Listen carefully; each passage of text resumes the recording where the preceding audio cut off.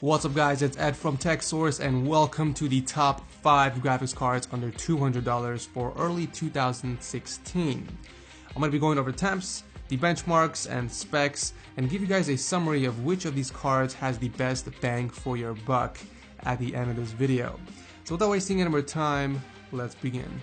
The 5 graphics cards that I will be testing in this video are the following: the Zotac GTX 750 Ti, Gigabyte R7 370, MSI R9 380, EVGA GTX 950, and the EVGA GTX 960. By the way, you guys can find all of these cards linked below if anyone is interested. To keep the comparison fair, I picked up the 2GB variants for all of the cards, but if you guys are interested in the same exact video for the 4GB variant, make sure to drop a comment down below letting me know.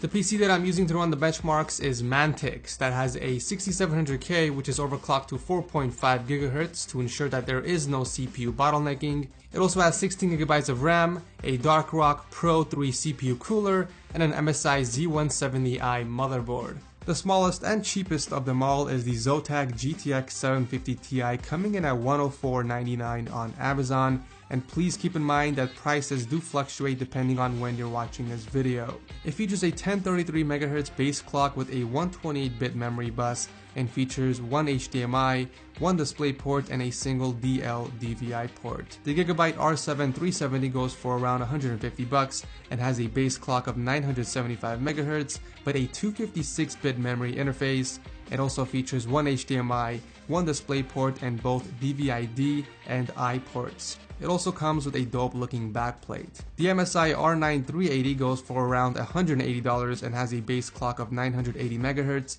256-bit memory interface, and features the same ports as the R7 370. The EVGA GTX 950 goes for around $160 and has a base clock of 1190 MHz, a 128-bit memory interface, and features 3 display ports, 1 HDMI, and 1 dual-link DVI. And finally, the EVGA GTX 960 goes for around $190 and has a base clock of 1279 and a 128-bit memory interface with the same ports as the GTX 950. Before we jump into the benchmarks, let's take a quick look at the temps. As you can see, the 2 coolest cards on idle goes to the Zotac GTX 750 Ti and the GTX 950, coming in at just 30 degrees Celsius, followed closely by the R7 370. And the hottest card goes to the R9 380. Please keep in mind that these temps may vary depending on your PC case, airflow, room temperatures, and a few other factors. I'm just showing you these for comparison reasons. During full load, the 750 Ti is by far the coolest card,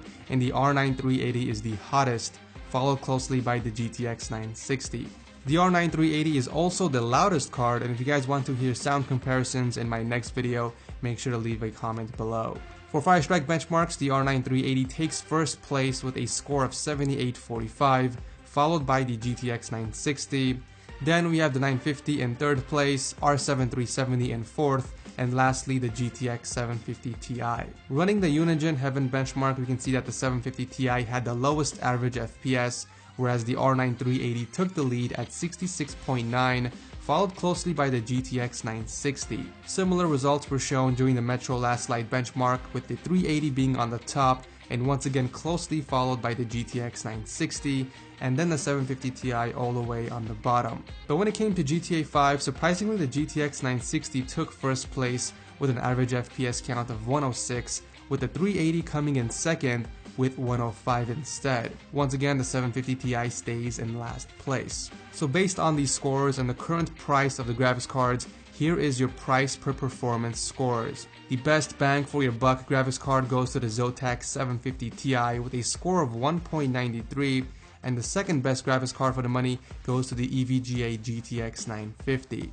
Surprisingly, the R7 370 and the GTX 960 are a little too expensive for the performance they offer compared to the other cards. If you want to gain a noticeable amount of performance in games and have a little more to spend, then the GTX 950 is the obvious choice in terms of budget. However, if you guys want the best possible performance under $200, the R9 380 is the obvious choice over the GTX 960. If you guys enjoyed this video or if it helped you out, make sure to leave a like to show your support, and let me know what type of GPUs you want me to do in my next top 5 GPU video.